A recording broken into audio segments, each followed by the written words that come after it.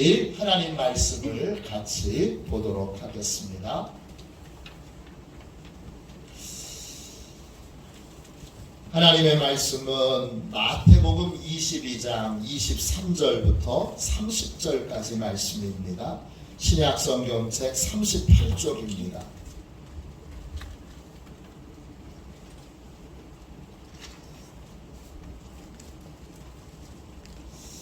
마태복음 22장 23절부터 30절 말씀입니다. 올해는 부활주일 말씀도 마태복음을 기초해서 같이 나눌 수 있도록 하겠습니다. 마태복음 22장 23절부터 30절까지 말씀입니다. 23절부터 30절까지 우리 귀한 말씀을 같이 읽겠습니다. 함께 읽습니다. 부활이 없다 하는 사두개인들이 그날 예수께 와서 물어 이르되 선생님이여 모세가 일렀으되 사람이 만일 자식이 없이 죽으면 그 동생이 그 아내에게 장가들어 형을 위하여 상속자를 세울지니라 하였나이다. 우리 중에 7형제가 있었는데 마디가 장가들었다가 죽어 상속자가 없으므로 그 아내를 그 동생에게 물려주고 그 둘째와 셋째로 7째까지 그렇게 하다가 최후에 그 여자도 죽었나이다. 그런즉 그들이 다 그를 취하였으니 부활 때에 7 중에 누구의 아내가 되리이까? 예수께서 대답하여 이르시되 너희가 성경도 하나님의 능력도 알지 못하는 고로 오해하였도다. 부활 때에는 장가도 아니하고 시집도 아니가고 하늘에 있는 천사들과 같으니라. 아멘. 할렐루야. 부활은 있다. 부활은 있다. 이런 제목으로 함께 은혜 나누겠습니다. 오늘은 부활주일입니다. 여러분은 부활에 대한 믿음이 있습니까? 여러분에게는 부활에 대한 분명한 소망이 있습니까? 여러분 지금 부활의 소망으로 삶을 살고 계십니까? 오늘 읽은 말씀은 우리 예수님도 부활에 대한 믿음과 소망으로 삶을 사셨다는 걸 우리에게 알려줍니다. 아, 예수님도 부활에 대한 믿음과 소망으로 사셨구나. 예수님은 부활을 믿으셨습니다. 그리고 부활을 소망하셨습니다. 그래서 십자가의 길을 걸어가셨습니다. 십자가의 길을 걸어가는 모든 사람들, 그 사람들은 다 부활에 대한 믿음과 소망을 가진 사람들입니다. 반대로 오늘 사두개인들은 부활을 믿지 않습니다. 사두개인들은 다윗 왕 때 제사장이었던 사독 가문의 후손들입니다. 이들은 제사장으로 성전에서 여러 일들을 돕고 또 여러 일들을 주관하고 있습니다. 예배를 인도하고 성전 관리를 하고 또 성전의 여러 일들과 사무 처리들을 하는 사람들이 바로 이 사두개파 사람들입니다. 그런데 그들이 부활을 믿지 않습니다. 사두개파 가문 전체가, 제사장 가문 전체가 성전에서 거룩한 일을 하면서도 부활을 믿지 않습니다. 이건 아주 충격적인 일입니다. 지금으로 말하자면 목사님이 부활을 믿지 않는 겁니다. 사두개파 사람들은, 이 사두개인들은 부활에 대한 믿음도 부활에 대한 소망도 없습니다. 그러면서 제사장 역할을 하고 있습니다. 더 충격적인 건 이분들이 공공연하게 부활이 없다고 사람들에게 주장하고 떠들고 다닌다는 것입니다. 이들은 유대의 풍속 중에 독특하면서 약간은 이상한, 아니 많이 이상한 그러한 풍습을 예를 들어서 부활이 없다고 주장하고 다닙니다. 그들이 예를 든 풍습은 계대 결혼입니다. 신명기 25장 5절부터 10절에 나오는 내용인데, 이 풍습은 형이 죽었을 때 그 형에게 자식이 없으면 형을 이어 동생이 형수와 결혼하여 자식을 낳게 해주는 것입니다. 이 풍습은 사별한 여인이 생활고에 시달리다가 이방 남자를 만나서 이방 남자와 결혼하는 것을 방지하기 위한 풍습입니다. 그래서 동생이 형의 역할을 대신해서 형수를 돌보고 자식이 없을 때는 자식을 갖도록 돕는 것이 이 제도의 목적입니다. 제가 이렇게 설명드리지만 저도 이해가 안 되는 풍습입니다. 이 풍습을 설명하려고 들면 머리가 찌끈찌끈 아픕니다. 현대에는 도저히 받아들일 수도 이해할 수도 없는 이 풍습을 가지고 사두개파 사람들이 부활은 없다, 이것을 주장합니다. 그들은 예를 듭니다. 이 예는 있을 수 없는 예입니다. 칠형제가 있는데 마지가 결혼해서 죽었습니다. 자식이 없습니다. 둘째가 형수를 아내로 삼습니다. 근데 둘째도 죽습니다. 이렇게 차례로 죽어서 형제들이 다 형수와 결혼합니다. 그리고 모두 자식이 없고 마지막에 여인도 죽습니다. 사두개파 사람들은 이 이상한 풍습을 예를 들어서 예수님께 이렇게 질문합니다. 부활 때에 이 여자는 누구의 아내가 되겠습니까? 사두개인들은 실제로 일어날 확률이 거의 없는 그러한 이상하고 말도 안 되는 예를 들어서 부활 때에 이런 부작용이 생기지 않겠느냐, 이렇게 예수님의 부활에 대한 믿음과 또 소망을 조롱합니다. 이에 이 질문을 받으시고 예수님이 이렇게 대답하십니다. 29절 보세요. 예수께서 대답하여 이르시되 너희가 성경도 하나님의 능력도 알지 못하는 고로 오해하였도다. 사두개인들이 부활을 믿지 않은 이유는 성경도 하나님의 능력도 오해했기 때문입니다. 오해한다, 이 말은 헬라말로 플라나오입니다. 뜻은 잘못된 판단, 잘못된 길로 인도하다, 방황하다, 방황의 원인이 되다, 이런 뜻입니다. 부활을 믿지 않는 이유는 성경을 잘못 읽고 잘못 이해했기 때문입니다. 부활의 소망을 마음에 품지 않는 이유는 하나님이 어떤 능력을 베푸시는지 하나님을 잘못 이해하고 하나님의 능력을 잘못 알았기 때문입니다. 부활을 믿지 않으면 우리는 다른 믿음의 길을 걸어갈 수 없습니다. 부활을 소망하지 않으면 우리는 다른 인생의 길을 걸어갈 수 없습니다. 부활을 믿을 때 성경은 우리에게 부활을 가리키고 있는데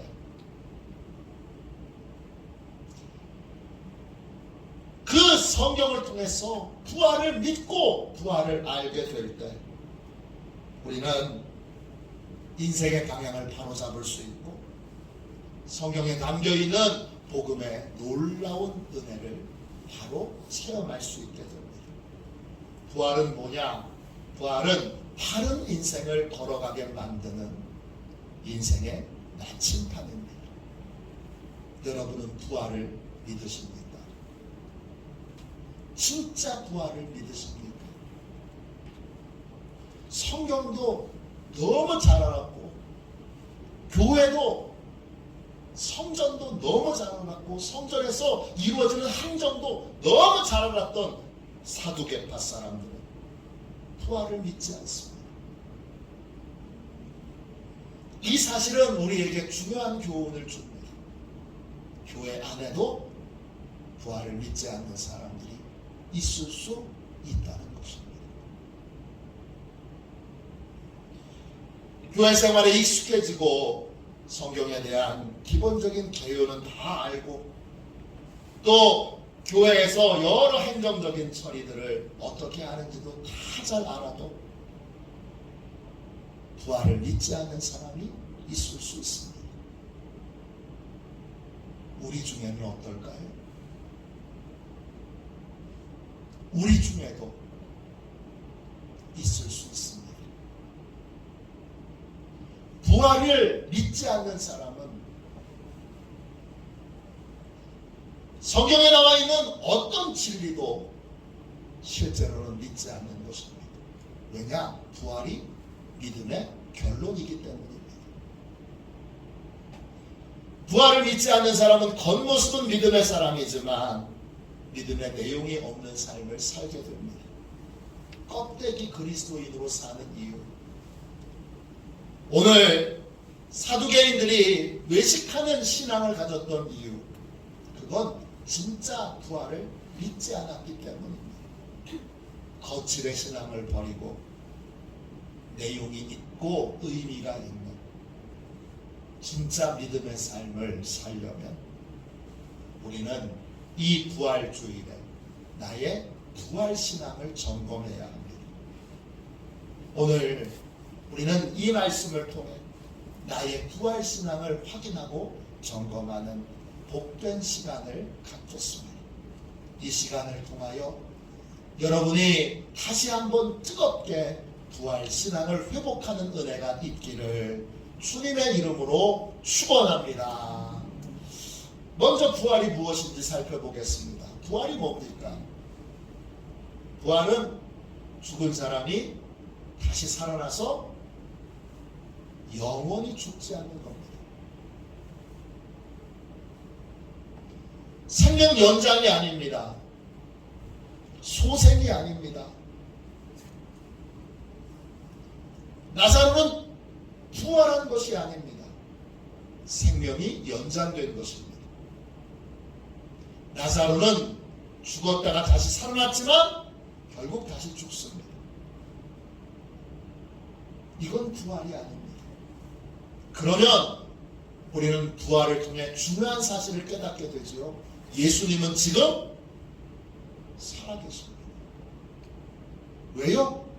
부활하셨기 때문입니다. 영원히 살아있는 것, 죽었다가 다시 살아나서 영원히 사는 것, 그것이 부활입니다. 둘째, 부활은 영이 아닌 육체로 살아나는 것입니다. 부활 후에는 육체로 영원히 삽니다. 그러니까 우리가 부활의 몸을 입고 천국에 가게 될 때 우리가 가게 되는 천국은 영으로 가는 천국이 아닙니다. 죽은 후에 잠시 동안 영으로 있는 중간 단계의 천국이 있지만 진짜 영원히 살게 될 진짜 천국은 새하늘과 새 땅은 육체로 가는 것입니다. 육체로 사는 것입니다. 우리가 살게 될 영원한 천국은 육체로 살게 된다는 사실이 바로 이 부활을 통하여 입증됐습니다.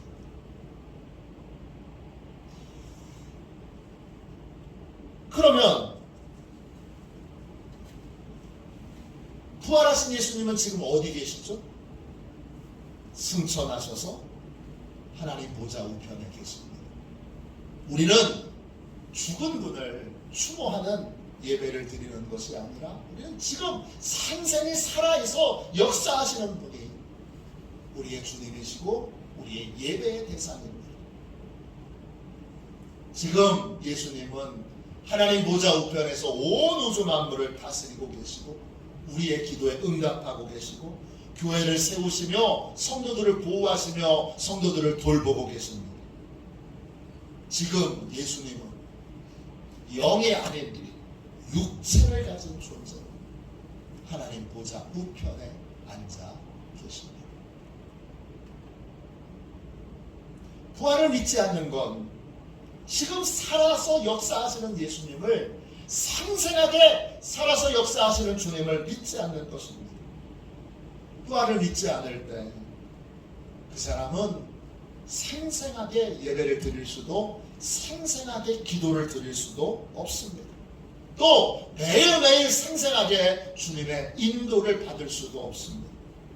그런 의미에서 부활을 믿지 않는 건 예수님을 믿지 않는 것입니다. 또 부활은 장차 우리에게 일어날 일입니다. 예수님은 부활의 첫 열매가 되십니다.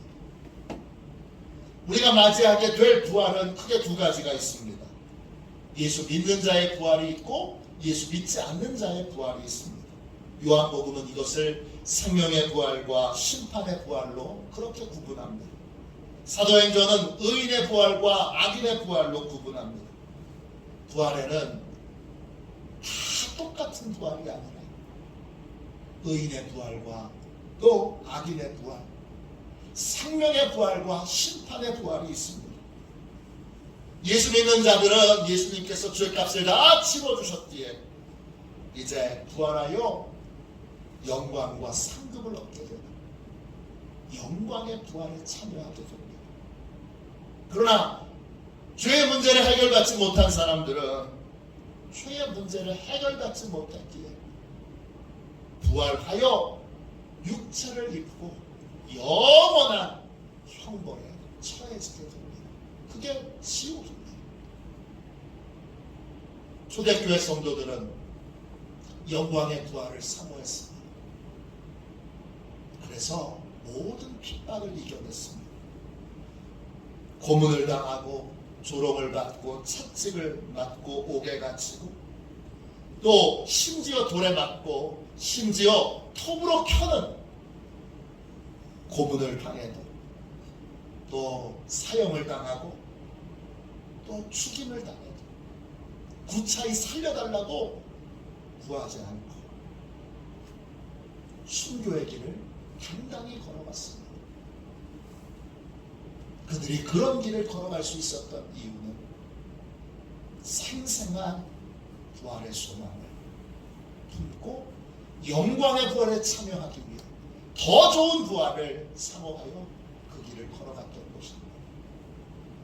초대교회 성도들이 제일 두려워했던 것, 자신이 영광의 부활에 탈락되는 것입니다. 초대교회 성도들이 제일 두려워했던 것, 자신이 심판의 부활을 맞이하는 것입니다. 순서가 있는데 부활도 예수님이 먼저 부활하셨지요. 이미 부활하셨습니다. 그리고 예수님이 재림하실 때에 제일 먼저 예수 믿는 자의 부활, 영광의 부활이 먼저 있습니다. 그리고 나서 심판의 부활이 있습니다. 순서가 있습니다. 지금 우리는 같은 공간에서 함께 예배드리고 있지만 우리는 누가 참 믿음의 사람인지 아닌지를 다 구분할 수 없습니다. 그러나 부활의 날에는, 주님이 재림하시는 날에는 주님이 명백하게 구분하셔서 영광의 부활에 참여할 자와 또 심판의 부활에 참여할 자를 구분하십니다. 초대교회 성도들이 더 좋은 부활, 이 영광의 부활에 참여하기 위하여 몸부림치며 모든 핍박과 환난과 고난을 이기고 영광의 부활을 얻는 대가로 자신의 생명을 아끼지 않고 하나님을 위해 드렸습니다. 그것이 바로 순교입니다. 그럼 예수님의 부활은 실제로 일어난 일입니까? 예수님의 부활이 실제여야 우리의 부활도 실제가 됩니다. 예수님의 부활이 실제라는 확실한 증거가 있습니까? 부활의 증거들은 예상보다 훨씬 더 많습니다. 어떤 증거들이 있습니까?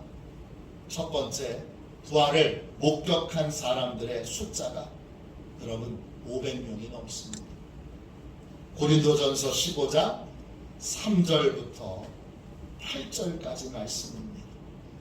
내가 받은 것을 먼저 너희에게 전하였노니 이는 성경대로 그리스도께서 우리 죄를 위하여 죽으시고 장사 지낸 바 되었다가 성경대로 사흘 만에 다시 살아나사 게바에게 보이시고 게바에게 보이셨어요.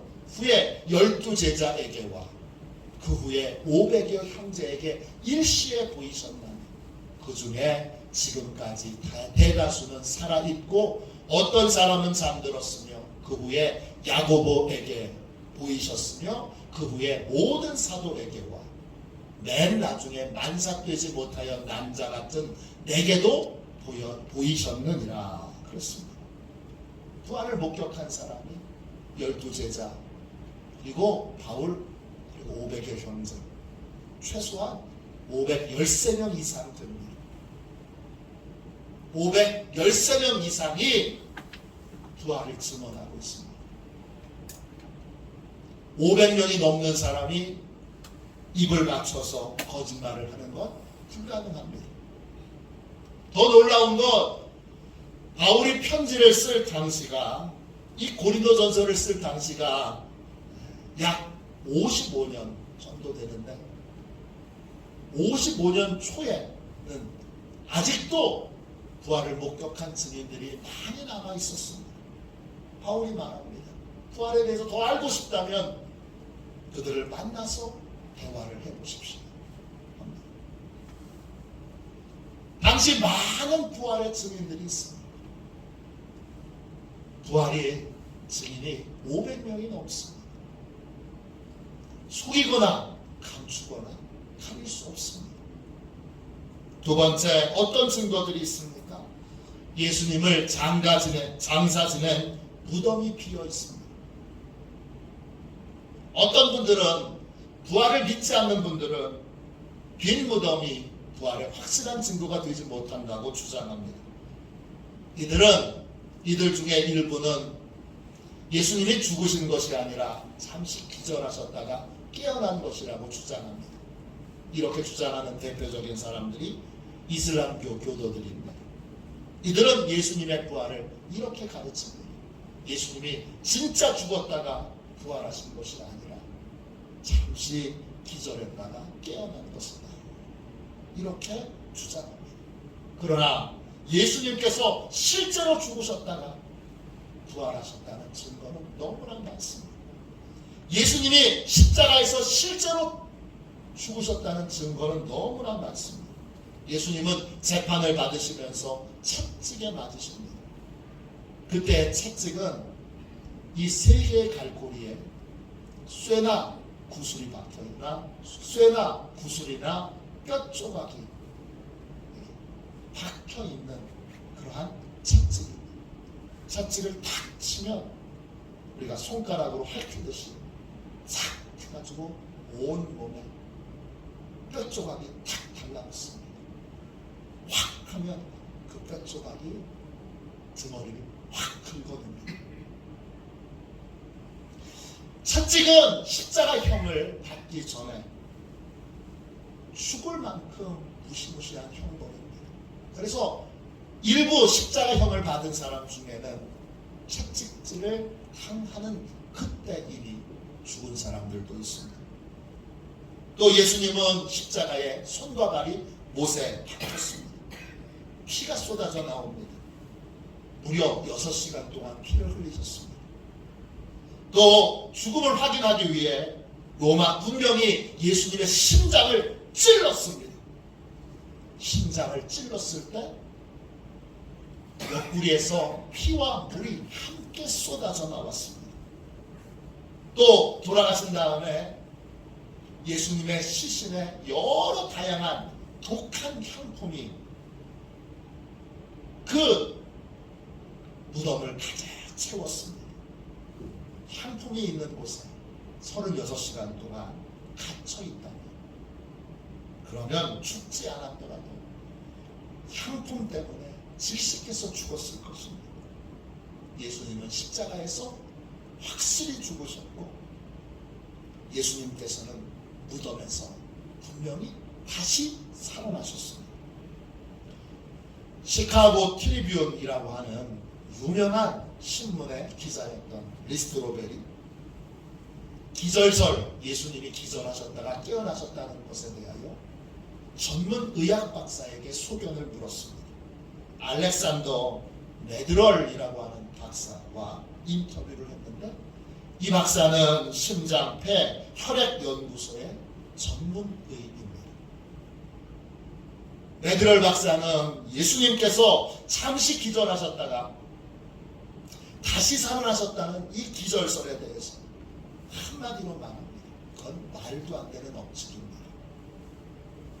그는 예수님이 십자가에 돌아가시기 전에 겟세마네 동산에서 기도할 때 땀구멍에서 피가 나왔습니다. 이걸 의학적인 용어로 혈안증이라고 부르는데, 굉장한 스트레스를 받을 때 땀샘에 있는 모세혈관이 파괴되어 땀샘에서 피가 흘러나오는 것입니다. 이미 예수님은 십자가를 지시기 전에 극도의 스트레스를 받고 있었다는 증거가 된다는 것입니다. 또 십자가를 지시기 전에 로마 군병들에게 채찍질을 당하셨습니다. 그 채찍질을 당할 때마다 살점이 떨어져 나갑니다. 채찍질을 계속 맞으면 의사의 소견에 저혈장 쇼크로 죽게 된다는 것입니다. 또 십자가에서 매달려 계실 때 목이 마르다고 하셨습니다. 이건 예수님이 피를 많이 흘리셨다는 증거가 된다고 합니다.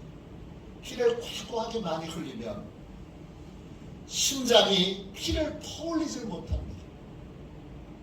그러면 혈압이 떨어지고 심장이 수분을 보호하기 위해 소변 만드는 일들을 중단하게 됩니다.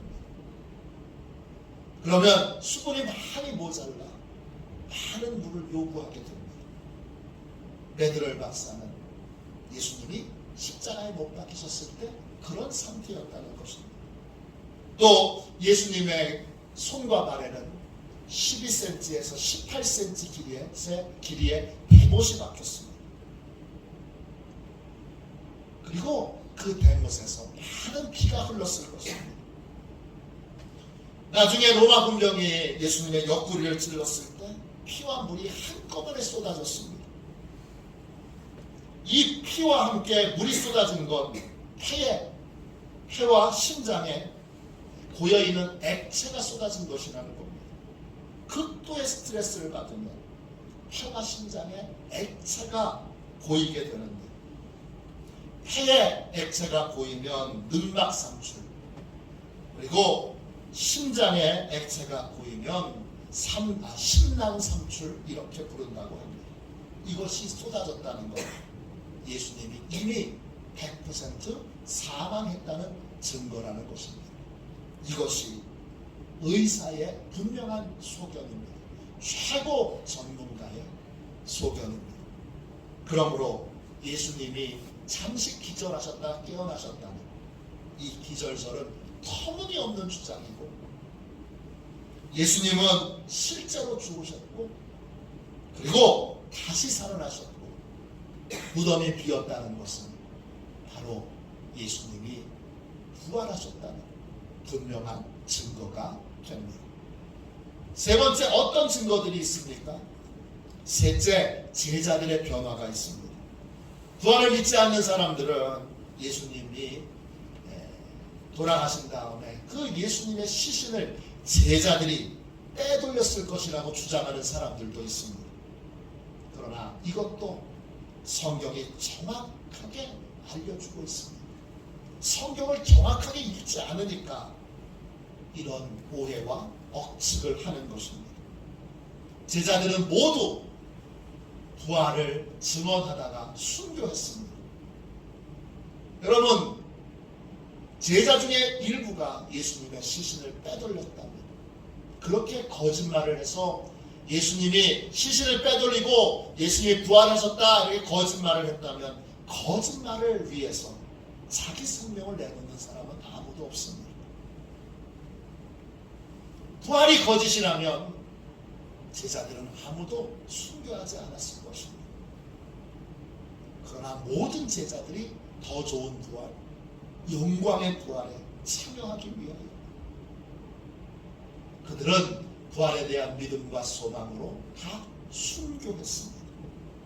제일 먼저 야고보 사도가 헤롯에 의해 참수당하는 순교를 합니다. 베드로는 로마에서 십자가에 거꾸로 매달려 순교합니다.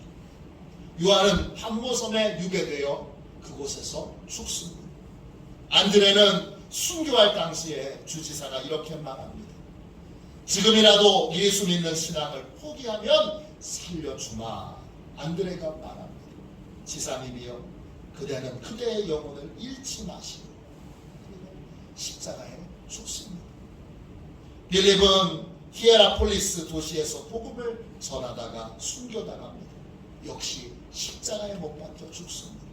바돌로메는 말년에 브리치아에서 전도하고 히에라폴리스, 아르메니아, 인도까지 가서 복음을 전하고 그곳에서 이 갓을 벗기는 살갗을 가죽처럼 칼로 벗기는 고문을 당하다가 십자가에 못 박혀 죽습니다. 마태는 에티오피아에 복음을 전하다가 창에 찔려서 순교합니다. 도마는 인도까지 가서 복음을 전하다가 창에 찔려 순교합니다. 그는 죽을 때 이렇게 외쳤다고 전합니다. 나는 주님을 예배하나이다. 주님이시여, 나는 주님을 예배합니다. 예수님의 제자들은 전원이 다 부활을 증거하고 부활을 전하다가 더 좋은 부활, 영광의 부활을 사모하며 순교했습니다. 부활이 제자들에 의해 조작된 것이라면 그들은 순교하지 않았을 것입니다. 그러나 그들은 분명 더 좋은 부활, 영광의 부활이 있음을 예수님의 부활을 통하여 확인했기에 이제 죽음을 두려워하지 않는 영광의 부활을 사모하는 순교자들이 되었습니다. 그들이 순교했던 이유는 하나입니다. 예수님의 부활을 통해 그들도 부활 신앙을 가졌기 때문입니다. 다음 어떤 증거들이 있습니까? 마지막 세 번째 예수님의 육체에 남은 흔적이 있습니다. 예수님의 부활을 믿지 않는 사람들은 정말 교묘한 주장들을 많이 합니다.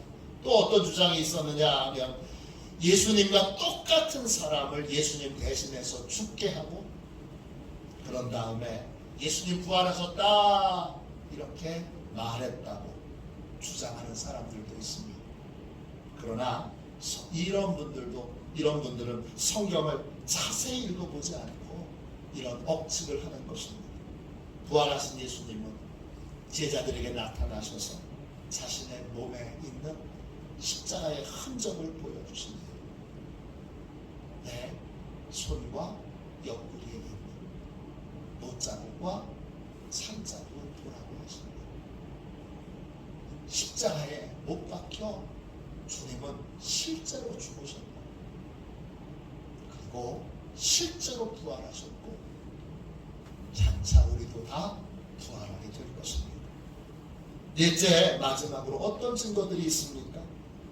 예수님을 반대하던 가족들이 부활을 목격하고 나서 예수님의 제자들이 됩니다. 예수님의 형제들은 예수님이 사역을 하시는 동안에는 형님을 메시아로 인정하지 않았습니다. 그러나 그들도 부활을 목격한 후에 예수님을 믿고 예수님의 제자가 되었습니다. 그 중에 한 사람이 주의 형제 야고보입니다. 성경에 나와 있는 야고보서를 쓴 인물입니다.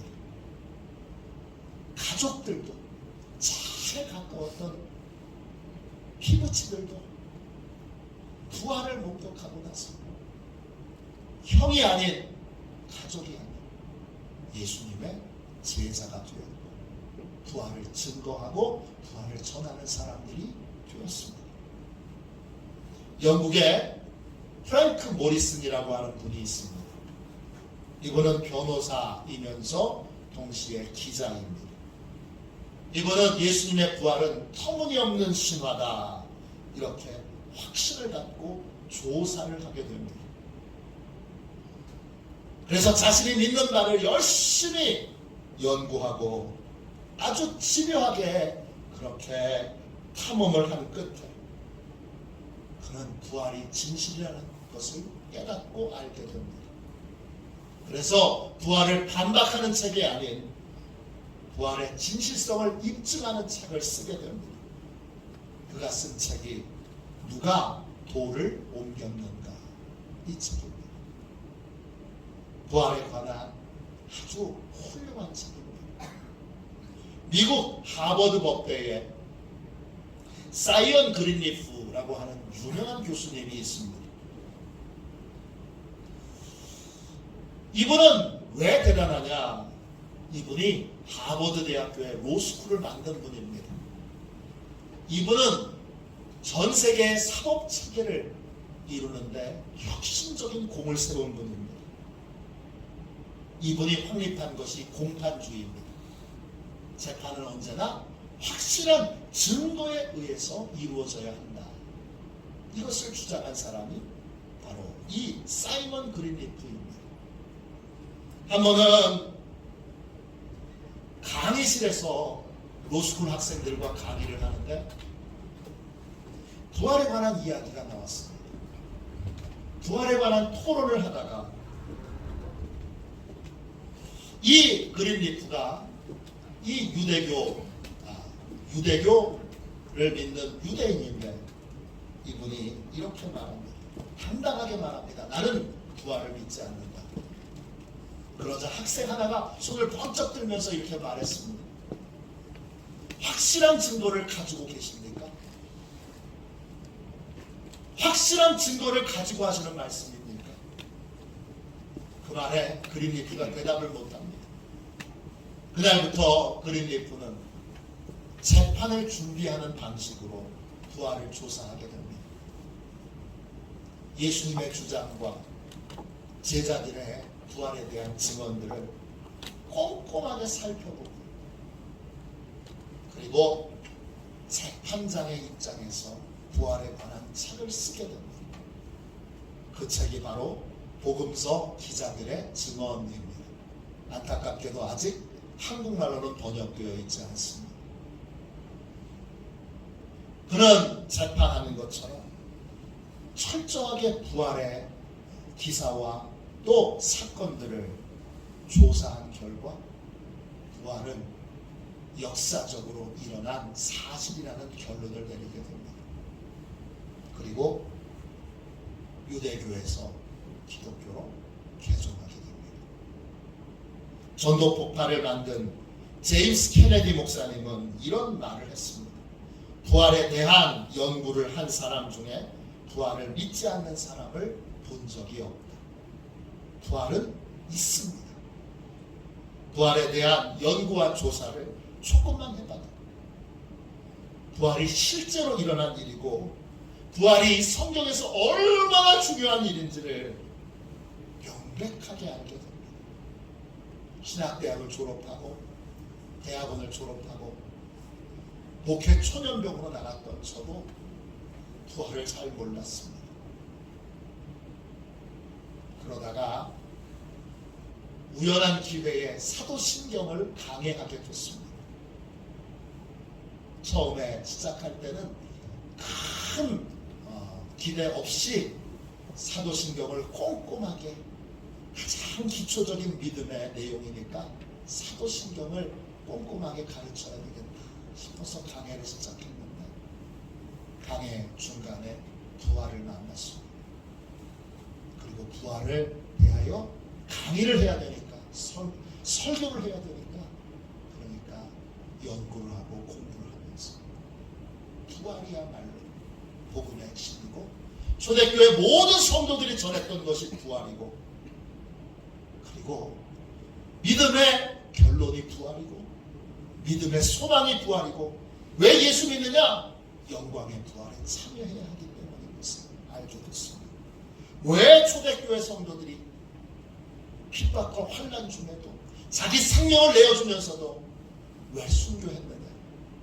더 좋은 부활, 영광의 부활을 사모했기 때문에 이 사실을 저도 알게 되고 그래서 이제는 부활이 제게 가장 중요하고 가장 위대한 진리가 되었습니다. 초대교회 성도들은 영광의 부활을 사모하며 모든 유혹과 모든 핍박을 이겨냈습니다. 사도 바울은 부활을 믿는 자들에게 이렇게 권면합니다.